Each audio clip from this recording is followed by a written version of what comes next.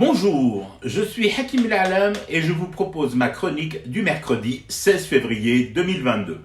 Elle s'intitule « Le bien-être citoyen, l'écologie discrète et la baisse du taux national d'imbécilité ».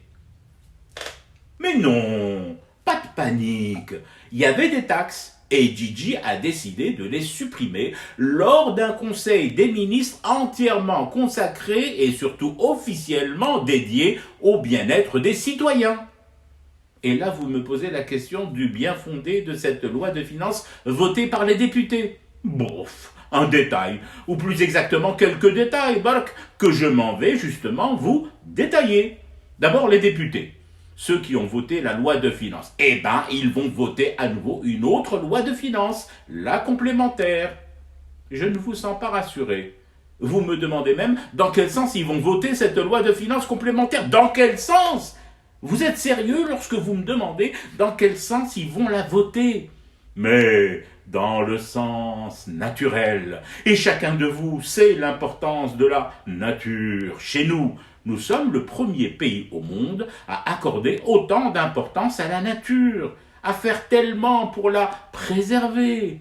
C'est juste que nous n'en faisons pas grosse publicité, comme ça se fait dans d'autres contrées prétentieuses, comme le Danemark, la Finlande ou la Suède. C'est pas notre truc à nous, ça, l'exhibitionnisme et la vantardise. Nous sommes pudiques dans notre rapport apaisé à la nature. Donc, les députés voteront naturellement, dans une motricité enfin respectueuse de l'empreinte carbone, totalement électrique. D'ailleurs, les poulies à bras sont déjà prêtes. Je continue. Insatiable en questions biscornues, voire un brin vicieuse, vous me demandez à présent pourquoi avoir fait voter une loi de finances pour ensuite revenir dessus.